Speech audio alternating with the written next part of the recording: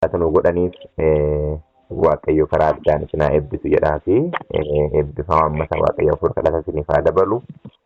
Kallattiidhaan gara qorannaa kenna Roomee boqonnaa 14tti seenna. Roomee boqonnaa 14 odoo 14tti hin seenne dura 13 14 irraa akkana jedhaayyuu 13 irraan dubbisa. Kottaa amala keenya tolfannee akka warra ifa guyyaa keessa deddeebi'an jiraanna malee albaadhummaatti yookiis machiitti halaalummaatti akka gadhiisiin nama loluutti yookiis weennootti hin jiraannu jedhu. Kottaa amala keenya tolfannee akka warra ifa guyyaa keessa deddeebi'anitti jiraanna jedha. Kanaaf guyyaa keessa deddeebi'uun waan namni hundinuu argu gochuudha. Guyyaa keessa deddeebi'uun wanti dhoksaan hin jiru jechuudha. Namni albaadhummaatti, machiitti, halaalummaatti, gadhiisitti jiraatu immoo maal keessa hin jiru jechuudha? Ifa keessa hin jiru jechuudha. Dukkana keessa jira jechuudha. Isaayyaas boqonnaa 60 irratti yoo dubbiftan lafa kana dukkanni limixiin lafa kana maal godheera jedha? Haguuggeera. Siif garuu ulfinni waaqayyoo kee maal ta'eera jedha? Siif ifeera. Ta'ii ifa kee ibsi jedhaa jechuudha. Kanaaf nama loluun yookiis weennoon kan jiraatan dukkana keessa akka jiraatan. 14 irratti gooftaa Yesuus akka uffata sibiilaatti uffadhaa malee hawwa namummaa foonii raawwattanii isas gammachiisuudhaaf garaa hin kenninaa jedha. Amma yaada lamatu jira jechuudha. Kiristoosiin uffachuu hawwa fedha foonii uffachuu. Boqonnaan 14 kanarratti hundaa'a. Fedha foonii uffachuu gaafa fooniitiif deebii kennu Kiristoosiin uffachuu akka fedha Kiristoosiitti deddeebi'u. Qixa kana yaada kana akkana qabannee 14 irraa jalqabna. Namni dubbii amantiitti dadhabaa ta'e ofitti qaba. Nama dubbii amantiitti dadhabaa ta'e ofitti qaba. Isa ofitti qabuun keessan garuu yaada inni fudhateen morkachuudhaaf hin ta'ine jedha. Nama amantiidhaan dadhabaadha jedhamu yookaan ammoo amantii qixaan ga'e irraa hin geenne yookaan akka nu badhetti nu banne jettanii maal godhaa jedha? Ofitti qaba. Ofitti qabuun keessan garuu yaada keessanii namicha morkachuu yookaan ammoo keessan akka isaa caalu mirkaneessuudhaaf otoo hin taane jaalalaan ofitti qabuun yaada mariitiin ofitti qabuun baay'ee barbaachisaadha. Yeroo qorannaa waa'ee dhugaa tokko qorannu ani hin beekaa ati hin beektu jennee beekumsa keenya madaallii ufiitiin kaa'uu hin qabne jechuudha. Nama ofitti qabu wajjin qorachuu qabna garuu yaadni keenya akka yaada isaa caalu mirkaneessuudhaan ta'uu hin qabu. Nama amantiitti dadhabaa ta'e maal godhaa jedha? Ofitti qaba. Hin dhagaamitti sagaleen koo?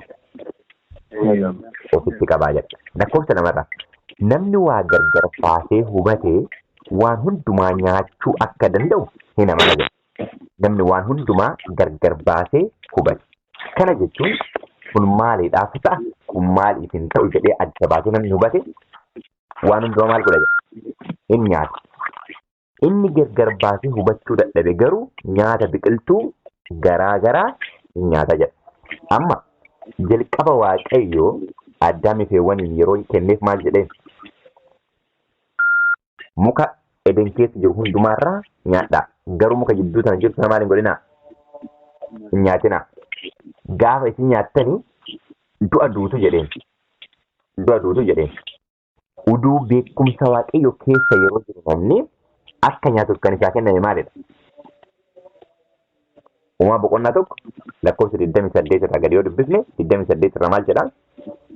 Waaqayyo isaaniin horaa baay'adhaa lafa guutaa. Uumaa tokko 28 irraa dubbisaa lafa guutaa. Isa harka jala galfadhaa qurxummii galaana simbirroota qilleensa balali'an jedhee 29 irraa yommuu waaqayyo kunoo ani biqiltuu sanyii godhatu isa irraa lafa hundumaa irra jiru muka ija godhatee sanyii isaas ija isaa keessaa qabu isiniif kenneera. Isaanis maal godhaa jedha?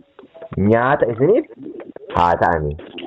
30 irraa bineensa lafa hundumaa fi simbira qilleensa keessa balali'an hundumaaf wanta lubbuu qabaatee jiraatuu fi lafa irra munyuuqu hundumaaf biqilaa lalisaa hundumaaf nyaataaf kenneeraati jedhee innis akkasuma ta'e.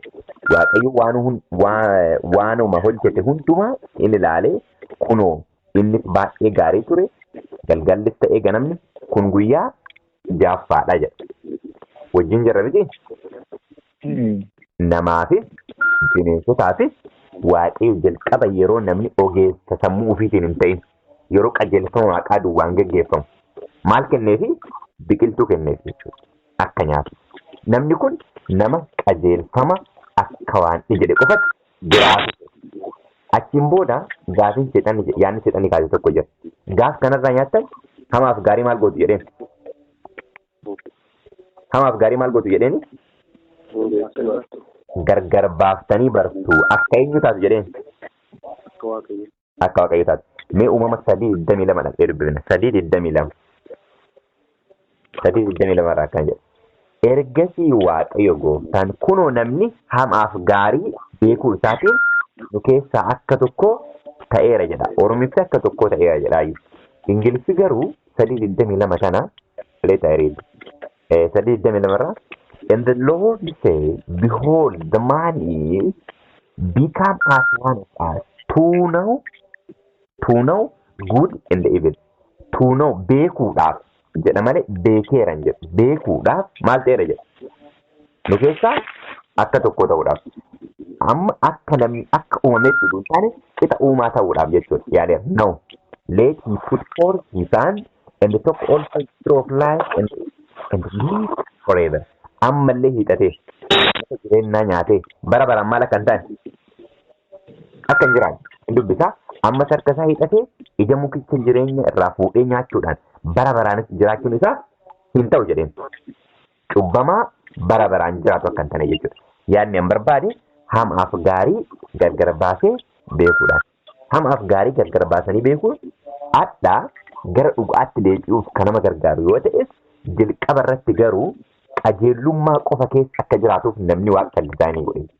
Qajeelummaa eenyu qofa keessa? Qajeelummaa waaqayyo keessa jechuudha. Waaqayyo keessa qofa akka jiraatuuf waan inni filannoo akkasii kenneef jechuudha. Achiin booda namni maal ta'e? Filannoo ofii faanaa bu'uudhaaf hamaaf gaariillee gargar baasuuf qullummaadhaaf ulfina ilaaluu jalqabe. Ulfina yeroo jalqaba ulfina ilaalan wal saalfatu turanii waliin saalfatan garuu mootu ulfina waaqayyo uffatanii turan. Erga cubbuu hojjetanii ka'aniin booda maal gochuuf jalqabe? Kaanii walii ilaaluu jalqaban. Kanaaf amma gara lakkoofsa lamaatti hin deebi'a. Namni waa gargar baasee hubatee waan hundumaa nyaachuun akka danda'u ni amana jedha. Waa gargar baasee jechuun kun maaliif fayyada? Kun maaliif hin fayyadu jedhee namni adda baasee hubate jechuudha. Akka ofiisitti. Namni inni dadhabaan garuu maal qofa soorata jedha obboloota koo. Biqiltuu garagaraa hin nyaata jedha. Hin nyaata jedha. Mee itti deebina. Sadiirraa inni nyaata hundumaa sooratu isa nyaata hundumaa hin sooranne sana maal hin godhin jedha. Hin ceephayin. Inni nyaata hundumaa hin sooranne isa sooratutti hin faradin. Ceepha'uuf faraduun garaagarummaa maalii qaba? Akkasi. Ceepha'uu inni jedhu fakkeenyaaf nama tuffachuu or namni kun hin guddanne jechuu. Namatti faraduu jechuun ebalu immoo badeera jedhanii maal gochuu? Namatti faradu. Inni nyaata hundumaa hin sooranne isa sooratutti maal hin godhin? Hin faradin. Waaqayyo isas ofitti maal godheera jedha? Qabeera. Isas ofitti qabeera. Luuk yeroo Roomee boqonnaa 4 qorannu Abiraam amaneeti moo otoo namanne akka qajeelummaatti kan isaaf lakkaa'ame? Dhagna qabateeti moo dhagna hin qabanne akka qajeelummaatti kan isaaf lakkaa'ame? Otoo dhagna hin qabatin. Garuu mootu deebi'ee maal godhe? Dhagna qabateera. Akka maalitti isaa ta'u? Akka mallattootti akka isaa ta'uuf jedha. Otoo dhagna hin qabinni lakkaa'ameefi garuu mootu dhagnas maal godheera jedha. Qabatameera. Roomee boqonnaa 4:11 irraan dubbisame. Abiraam utuu dhagna hin qabatin qajeelummaan amantiidhaan argate. Isa argate kana cimsuudhaaf dhagna qabaa akka milikkitaatti maal godhe jedha. Fudhatee jedha. Nu kan fayyinu seera wanti eenyu fayyuudhaaf moo waan fayyineef? Nu seera wanti eenyu fayyuudhaaf moo waan fayyineef? Waan fayyineef. Fayyineerra ragaa fayyuu kennaa amalli kenna seera waaqayyootiin mul'ata jechuudha. Abiraam akkasuma godhe. Amma nama hundumaa waaqayyo maal godheera jedha. Ofitti qabeera. Namni waan arge sooratu, namni biqiltuu sooratu, nama waan biraa sooratutti maal hin godhin? Ittiin faradin. Waaqayyo isas maal godheera? Ofitti qabeera. Ofitti qabeera jedha. asirraa waan tokko hubanna. Biqiltuu qofa soorachuun jira. Wama arganillee maal gochuun jira? Soorachuun jira. Waaqayyo hundumaa maal godheera? Waaqayyo hundumaa ofitti qabeera. Lakkoofsa dirra. Mee yaada waan kanaa guutumatti hubachuudhaaf gastiqaa dubbifname. Atiin hojjettaa ati hojjetaa biraatti inni hojjetaa biraatti faraddu eenyu? Inni yoo dadhabe yoo kufes gooftaa isaatu beeka. Haa ta'uyyuu malee gooftichi isa dhaabbachiisu waan danda'uuf inni maal ta'a jedha? Hin dhaabbata jedha. Gooftichi maal gochuu waan danda'u? Isa dhaabbachiisu waan danda'u. Eenyu ati kana biraatti faraddu jedha. Roomii boqonnaa 2 keessatti bal'inaan ilaallaa jira. Waa'ee namatti faradu. Namatti maal hin godhin? Hin faradin. Akkasumas immoo Maatiyos boqonnaa 7 irratti illee Yesuus Waaqayyo akka isinis hin farannetti isinis namatti maal hin godhinaa jedha. Hin faradinaa. Gaafa namatti farannu nama nutti farannu sanis Waaqayyo isaaf maal gochuu danda'a? Isaaf dhaabachuu danda'a. Cubbuun isaa dhiibamuu danda'a. Nu garuu isuma namatti faranne sanii maal ta'a? Nutti faradama. Nuti araara gaafachuu hin dandeenyu. Nama tokkotti murteessine jennaan, nama tokkotti faranne jennaan, dhimma keenyaaf kallattiidhaan yakka hojjanneef araara kadhachuu hin dandeenyu. Sababni isaa faranneerra waan ta'eef nuttis kallattiidhaan faradama jechuudha. Kanaaf nama tokkotti illee faradu, ansitti hin faradu jedheen Kiristoos dubartittiidhaan. Maal jedheen Kiristoos dubartittiidhaan yeroo namoonni warri sirratti murteessan eessa jiran jennaan namni tokko iyyuu hin jiru jettee miti dubartitti. Kiristoos maal jedhe? Ani sitti hin faradu deebitee maal hin godhin jedheen? Deebitee yakkine jedheen. Kanaaf ati kan nama biraatti faraddu eenyudha? Dhimma nyaataa wajjin wal qabate dhimmi seera fayyinaa uumaa keessatti kan kaa'amedha. Garuu jaalalaan namoota hundumatti walii dhiyeessuu qabna. Namni tokko waan arge waan biraa nyaatee nama san jalqaba itti murteessuu hin taane dhimma fayyaa wajjin wal qabatee ofitti qabnee dhimma kana fayyaa walii dhiyeessuun wal barsiisuun baay'ee barbaachisaa akka ta'edha. Meeshaan irraa namni guyyaa tokko guyyoota warra kaan irraa caalchifatu jiraa jedha. Inni kaan immoo guyyoota hundumaa wal qixxeetti maal godha jedha? Ilaalaa jedha. Namoonni akkasii jiru miti? Nu fakkeenyaaf guyyaan sanbataa guyyaa hundumaa irra hin caalamu hin caalu. Hin caala. Waaqayyo guyyaa sanbataa eebbiseera qulqulleesseera adda fo'eera miti? Namoonni guyyoota hundumaa akka tokkotti ilaalan jiru miti kabiraallee? Jiru. Kana irratti namni hundumaa adduma adda akkuma fudhatetti yaada garaa tokkotti haa kutatu jedha. Maal jedha ergaa Laodiiqeyaaf kenname keessatti qabbanaa yookiin mootu ho'aa hin taane jedha. Maal taateetta jedha? Bu'aa. Afaan kooti maal gochuun jira? Si tufuuf jira. Guyyaa sanbataa adda baasee warri murachuu qaba. Warri guyyaa kaanis adda baafatee guyyoota akka tokkotti ilaalu isaanis maal gochuu qabu? Murachuu qabu. Wal keessa dha'uu qabu jechuudha. Sanbata inni jedhaa wal keessa dha'uu qabu. Yoo guyyaa sanbataa kan taane kabeenyu ta'e ifatu nu barbaachisa. Ifatu nu barbaachisa miti? Yookaan immoo waliin makuu qabnudha. Mee asirraa akka jedhaa deebina ilaalla. Dhimma nyaataa wajjin wal qabatee illee gubbaa irratti akkasuma kaa'e. Ammallee dhimma guyyaa irratti illee akkasuma kaa'e. Dhimmoonni kunneen dhimma cubbuu dura turanidha. Sanbanni cubbuu dura ture miti? Sanbanni cubbuu booda dhufe moo cubbuu dura ture? Cubbuu dura ture. Cubbuu dura ture. Dhimmi nyaataa cubbuu adda baafamee kan kenname cubbuu booda moo cubbuu dura ture? Cubbuu dura. Cubbuu dura ture adda baafamee biqiltuu kwaanis tooradha kan jedhame. Amma dhimma sanbataatiin dhimma nyaataa irratti dhimmoota cubbuu dura turan achiin booda cubbuu booda ammoo waan waliin makaman kanneen lamaan wal bira qabee ka'a. Isa cubbuu dura tures isa cubbuu booddee dhufes Waaqayyo maal godha? Ofitti qabata miti lachuu. Ofitti qabata. Sababni isaa isaan lachuu maal gochuu barbaada waan ta'eef? Oolchuu barbaada waan ta'eef.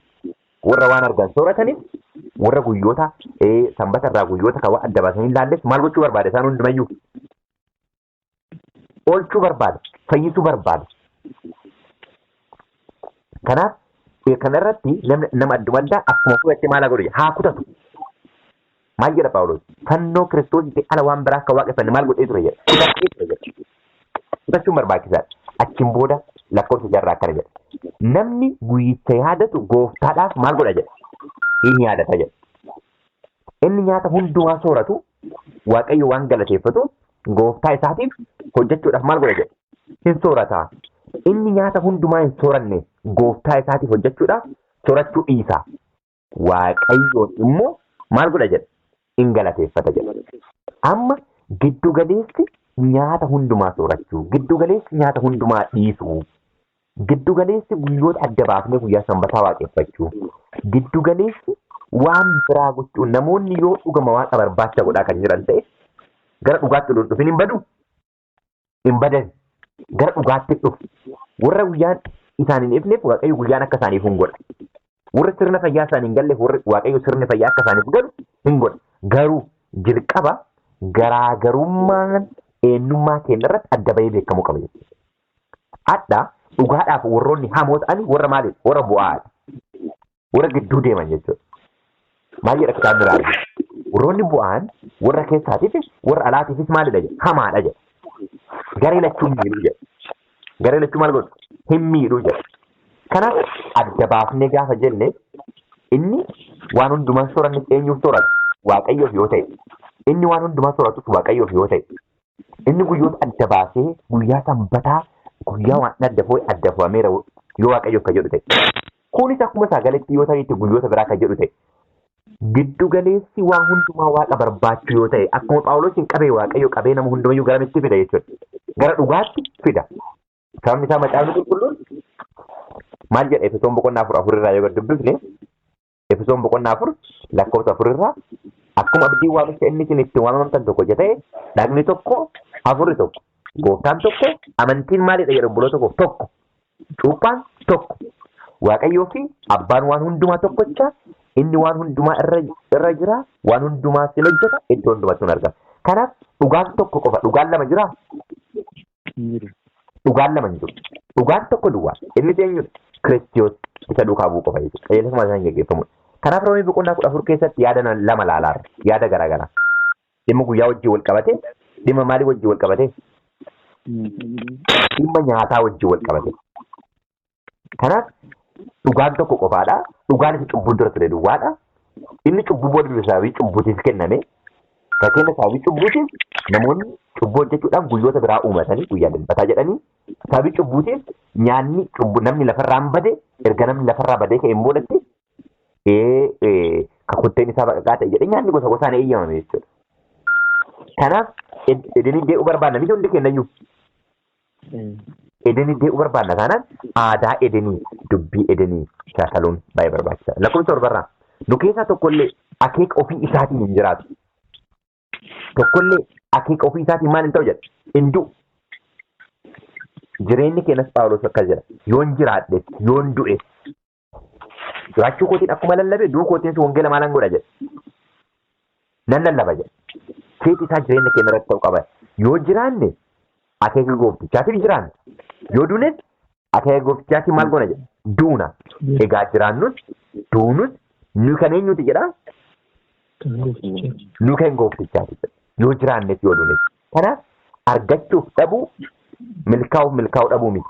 Fayyaa qabaachuuf dhabuu miti waaqa wajjin jiraachuu keenya kan murteessu. Haala hundumaa keessatti waaqa wajjin jiraachuu keenya kan murteessu hin jiru turtiin isaa wajjin turru jechuudha. Wangeela badhaadhinaa isaa addunyaan lallabdu miti jechuudha. Wangeelli dhugaa.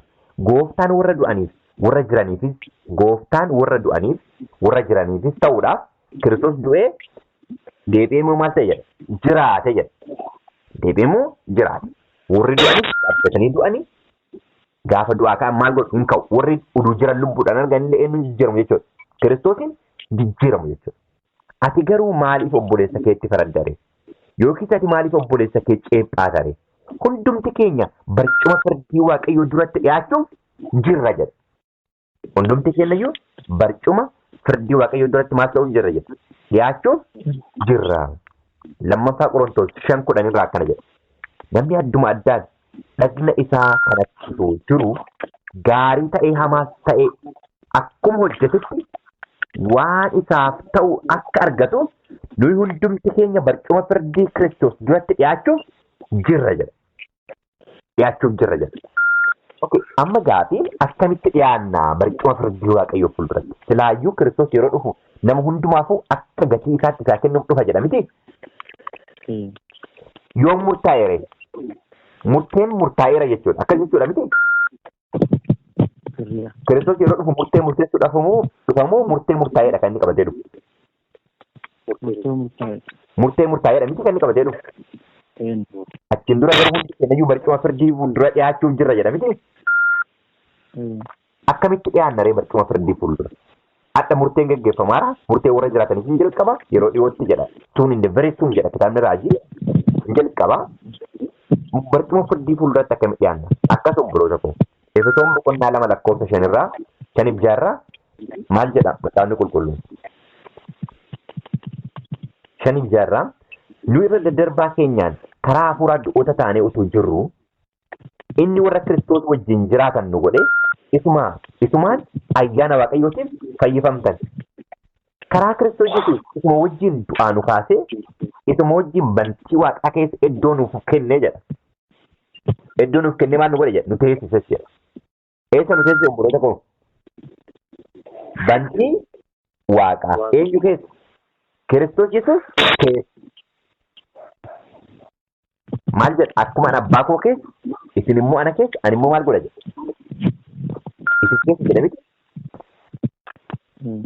kanaafi teessuma murtee waaqayyoo fuuldura akka dhiyaannee hin jennu ka argine hin jennu Kiristoosiin keessa jiraachuu keenya kana jechuun baakaappiin keenya baakaappii jechuun namni tokko waa kompiitara fakkeenyaaf yoo qabaattanii yoo kompiitara keessan isin jalaa bade baakaappii yoo hin qabaanne daataan keessan illee maal ta'a akkasumaan bada yoo baakaappii qabaattanuu kompiitara formaatii gootanii deebisanii kompiitara keessa akkuma jirutti maal gochuu dandeettu argachuu dandeettu baakaappii jedhu kana kanaaf eenyummaan keenya guyyaa guyyaadhaan wanti hojjennu dubbiin guyyaadhaan hojjennu hundinuu maal ta'a jechuudha hin galmaa dubbii sanii maal ta'a obboloota koo nutti faradama kanaaf waanuma dubbanneen maal ta'a jedha kitaabni raajii macaafni qulqulluunis nutti faradama jedhaa jechuudha kanaaf teessoo murtee fuulduratti hundi keenyayyuu maal keenyaan dhiyaanna jechuudha ree hafuura keenyaan yookiin immoo hojii guyyaa guyyaadhaan maal goonuuti hojjennu. 11 irraa caafata qulqullaa keessatti dhugaa ana isa jiraata jilbi hundinuu anaaf jilbiiffachuuf arrabni hundinuu anaaf waaqayyo akka ta'e beeksisuuf jiru jedha gooftichi kana jedhu maal ta'eera jedha caafameera jedha jilbi hundinuu anaaf jilbiiffata kan jedha Filiphisius boqonnaa 2 lakkoofsa 11 irraa arrabni hundinuu ulfina waaqayyo abbaatiif Yesuus Kiristoos gooftaa akka ta'e maal haa godhu jedha beeksisuuf jiru jedha ulfina waaqayyo abbaatiif Yesuus Kiristoos gooftaa akka ta'e beeksisuuf jiru jedha kanaafi Filiphisius wangeela Yohaannis 17:22 irraa akkuma tokko taane isaanis tokko haa ta'anii ulfina itanaaf kennite maal godheera jedha isaanis kenneera jedha ulfina kana ammoo tokkoffaa lammaffaa Phexros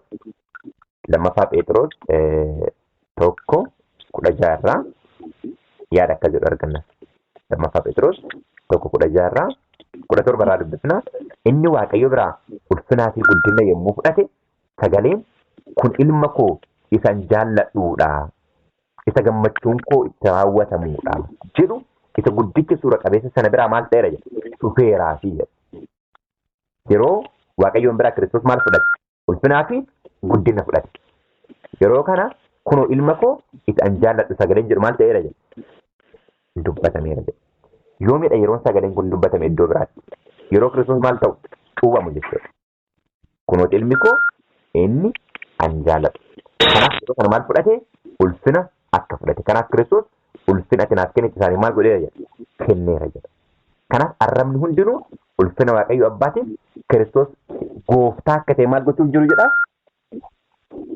beeksisuuf jiru jedha tole okay kanaaf dhugaan waaqa jiraataatti qabannee alaabaa Amaanu'eel ol qabuudhaaf akka macaafni qulqulluun jedhutti isa wajjin deemuutu nurraa eeggameetiin jedha okay hin gabaabsinaa 12 irraa kanaaf nu keessaa hundumtinuu adduma addaan waan godhe sababii isaa wajjin waaqayyotti maal gochuun jira jedha. Himuuf jira jedha. Waaqayyotti himuuf jira jedha. Kanaaf waan goone hundumaa fuula waaqayyotti waan dhiyeessinuuf of eeggannaadha. Yaa dargaggeessa dargaggummaa keetti waan garaan keetti gammadu hundumaa raawwadhu garuu fuula furtee fuulduratti waan hundumaa fuul deebii itti kennuu jira jedha miti ree. Kanaaf of eeggannaadhaan gochuu qabna. Egaa kottaa walitti hin barannu. Isin gufuu dura keessanii obboleessa keessan karaa waaqa yoo irraa akka hin gufachiifneef murtoo godhadhaa malee jedha. An karaa gooftaa Yesuus wanti tokkollee ofii isaatiin xuraa'aa akka hin ta'in beekeera fudhadheeras. Namni tokko wanti kun xuraa'aadha jedhee yoo amane garuu isaaf maalidha jedha xuraa'aa hin ta'a jedha. Yoo xuraa'aadha jedhee amane xuraa'aa isaatti hin ta'a jedha. Yoo okay. Nagaamitti sagaleen koo. Gaafni gara dhumaatti finna nyaanni ati nyaattu yaada obboleessa kee yoo miidhe ati jaalalatti qabamtee jiraatta miti. Nyaata ofii keetiin nyaattu nama Kiristoos du'eef maal godha jedha gara badiisaatti hin geessa jedha. Kana Phaawulos yeroo Qorontos qoranneetiin jennu tokkoffaa Qorontos 8 gara dhumaarratti yaada akka jedhu 13 irraa. Kanaaf nyaata akkasitti dhiyaachuun sababii obboleessa kootti kuffisuu yoo ta'e an obboleessa koo akka hin kufneef matumaa deebi'ee foon maal hin godhu jedha. Foon hin nyaadhu jedha. Matuma obboleessa koo yookaan maal godhu ta'e kan gufachiisu jedha. Ragaa dhugaa macaafa qulqulluu keessatti maaltu kenname maaltu barraa'e jedhee kan jedhu wajjin akkasii ilaalu. Garuu 17 irraa akkana jedha 16 irraan dubbisa. Kanaaf wanti gaariin waaqayyo biraa argattan hin abaarsisinaa jedha. Hin arrabsisinaa. Kanaafis wanta gaarii waaqayyoon biraa argattan maal hin godhinaa jedha. Hin arrabsisinaa. Hin arrabsisinaa. Mootummaan waaqayyoo mootummaa qajeelummaa nagaa gammachuu warra hafuura qulqulluu biraa kennamaniiti malee mootummaa nyaataa fi dhugaatiitiin. Nyaataaf kanaaf kitaabni raajii maal jedha dhimmi nyaataaf dhimmi dhugaatii mata duree lallabaa ta'ee dhiyaachuu hin qabu jedha. Mata duree lallabaa ta'ee maal ta'uu hin qabu? Dhiyaachuu hin qabu. Dhimmi nyaataaf dhimmi dhugaatii dhimma maaliiti? Dhimma fayyaati. Dhimmi fayyaa of eegganna erga ergamoota sadaniitiif harka mirgaati miti. Kanaaf mootummaa garuu jalqaba namni kan beekuu qabu dhimma nyaataatti dhimma dhugaatiin nama madaaluu qabu. Kan nama madaaluu qabnu dhugaa akka inni ta'eetiin jedhe argineetiin jenna jechuudha. Argineetiin jenna jechuudha. 18 irraa namni isaan kanatti qabamee Kiristoosiif hojjetu waaqayyoon hin gammachiisu. Namoota birattis maal ta'a jedha hin fudhatamu. Kanaaf kottaa wanta nagaaf ta'u waan itti jireenya tokkummaa waliin ijaarru duukaa hin buuna. Nyaataaf jettee hojii waaqayyoo maal hin godhin hin diigin. Wanti nyaatamu hundinuu qullaadha. Namicha nyaata isaatiin nama gufachiisuuf garuu gadheedha jedha. Nyaataaf jennee hojii hongeela maal hin goone jedha obbolo tokko hin diinnu. Egaa foon nyaachuun daadhii wayinii dhuguun yookiin waan obboleessi kee itti gufatu dhiisuun gaariidha jedha. Foon nyaachuu dhiisuun daadhii wayinii dhuguu dhiisuun waanuma obboleessi kee itti gufate hundumaa dhiisuun gaariidha jedha. Waan qajeelaadha jettee amante fudhatte immoo ofii keef waaqayyo gidduutti qabadhu jedha. Waan qajeelaadha jettee fudhatte eenyu gidduutti qabadhu? Ofii keef waaqayyo gidduutti qabadhu. Namni wanta hubate fudhate sanatti deebi'ee ofitti hin faranne gammachuu qaba jedha. Waan deebinee fudhannee irratti maal gochuu qabnu? Ofitti faraduu hin qabnu. Dhugaadhaan maal gochuu qabna? Murteessuu qabna. Namni ofitti farade jechuun akka Yihuudaa maal godha? Of ajjeesa. Akka Yihuudaa of balleessa. Yoo akkas hojjenne waan hundumaa yoo hojjenne gara eenyutti dhufuu qabna? Gara Kiristoos isa fayyisaatti dhufuu qabna jechuudha. Ofi farannee of balleessuu akkasuma lafa ta'a. Sararaadhuma namni nama waa nyaatu garuu namni mamaa waa nyaatu garuu amantiidhaan waan inni hin fudhatiniif ittiin faradamaa. Wanti amantiidhaan hin hojjetamne hundinuu cubbuudha jedha. Wanti maaliidhaan hin hojjetamne? Amantiidhaan hin hojjetamne hundinuu cubbuudha jedha. Kanaaf amantii dhugaatti qabannee ergaa wangeela fayyinaa addunyaadhaan ga'uu akka dandeenyu dhimma nyaataatiin, dhimma guyyaa qulqullaa'aatiin, dhimma jireenya keenya qabuutiin of bituudhaan jechuudha. Waaqayyoof amanoota akka taanu waaqayyoo kan nageenya nuuf haa eebbisu.